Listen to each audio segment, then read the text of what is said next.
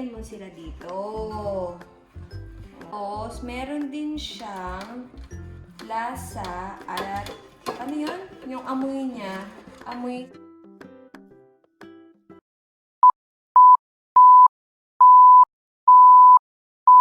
Hello mga kapachams! Ako po ay nagbabalik ang inyong pacham-pacham kusinera, Princess Serah! Ngayon, gagawa po tayo ng Siomai. Kamusta ka na? Dadalhin kita sa aming bahay, di tayo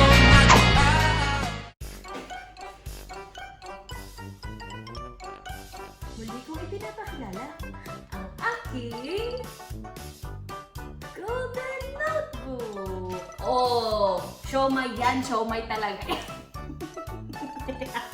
So, kailangan daw natin ng carrots.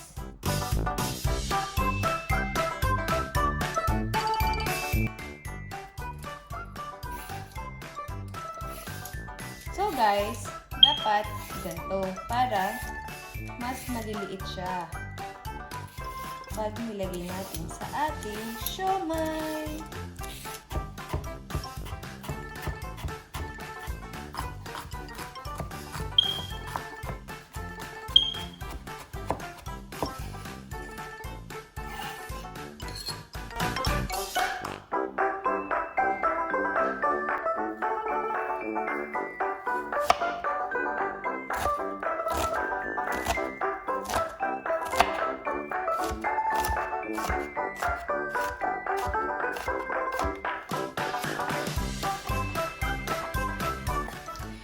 Spring onion. Ayan na yung onion.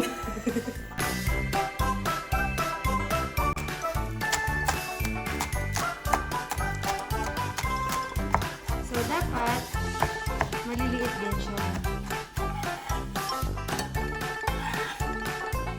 Kakapurit lang to. Napakalaki ng lagayan ko. Kailangan po natin hiwain yung ating hipon.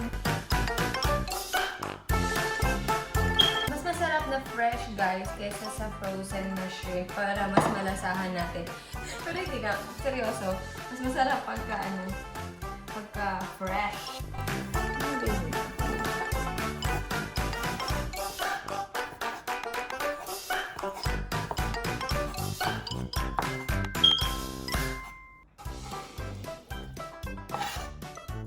Ngayon, simulan natin sa ating pork. Lagyan nyo lang siya sa ating mixing bowl. Siyempre, tanggalin nyo yung plastic. Papel pa natin. Sa buhay, dapat tinatanggal yung mga plastic na yan. Yung mga plastic na yan, dapat tinatanggal. Joke lang. Ilalagay natin ang ating carrots. Siyempre, sabi ng cameraman, dapat na ganyan. Para daw kita. Yan, ay.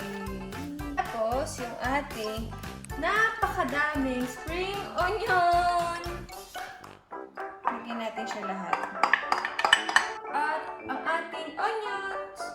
1 piece of onion, minced onion. Amoy siomai. Amoy pa lang. Amoy sibuyas. Hindi pala siomai. Amoy sibuyas.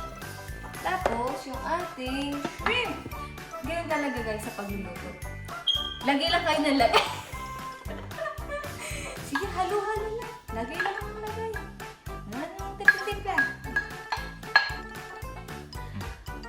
Sabi dito sa aking golden notebook, maglagay daw tayo ng egg.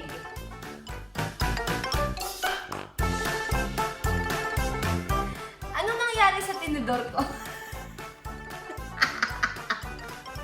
Sinong kumagat nito?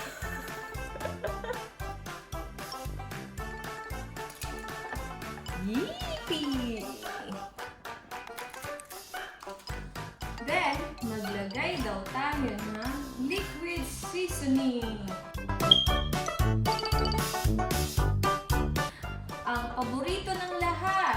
toyo pa lang, ulam na! Half tablespoon of knorr liquid sesame. So, half lang. Ayan. Yippee! Then, roasted sesame oil.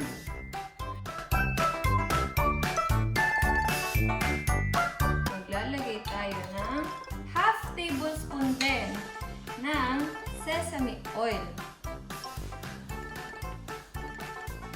Yan. Pampasa. Siyempre, kailangan. Ano ba naman tong best cameraman natin? Sabi niya, wala pa. Wala pa. Mga nakatatlo ko, eto na po ang salt. Sabi niya, wala pa. Eto na po ang salt. Meron na?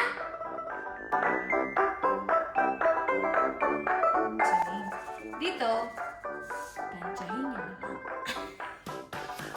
And, syempre, ang ating paminta.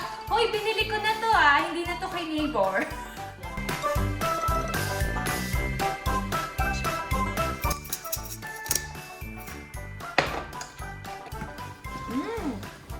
Bango. May siomai na siya. Yun na yun. Ito na siya. Pero syempre, hindi matatapos to hanggat hindi ko inaamoy ang ating pagkain.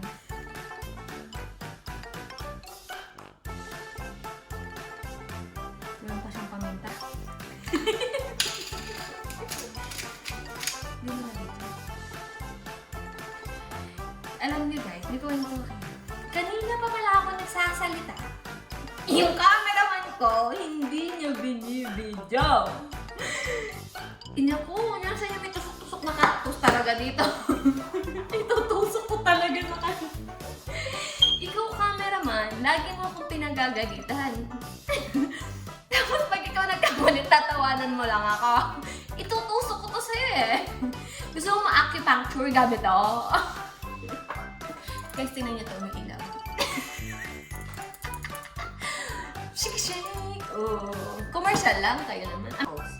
Ngayon, lalagyan mo sila dito. Tapos, meron din siyang lasa at ano yun? Yung amoy niya. Amoy. Okay. So, dito naman tayo sa kasunod.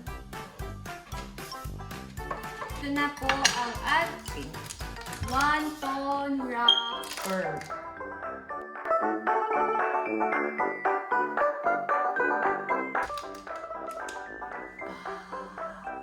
Pika! Tapos, kuha ka lang.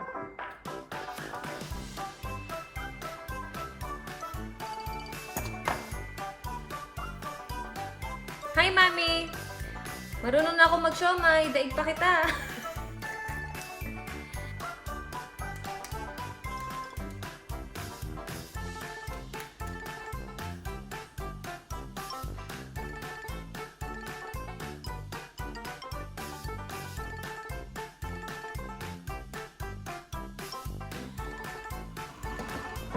Yay!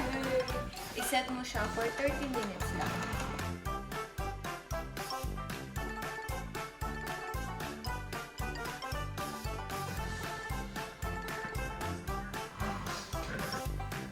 Shoutout nga po pala kay Hamilton TV! One eternity later.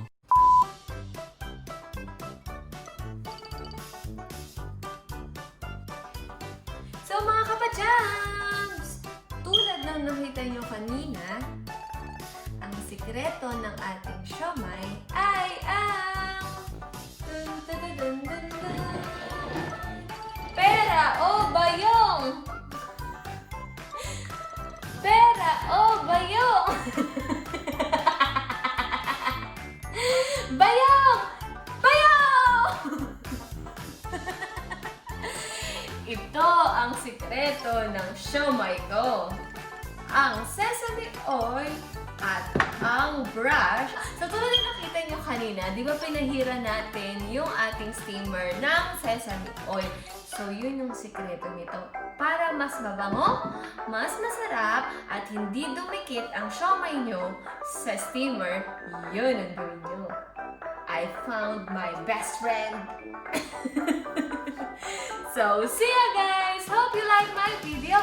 So, ito po ang ating siomai. Masarap ito. Bye-bye guys! Bye-bye mga kapacham! See you on my next video! Thank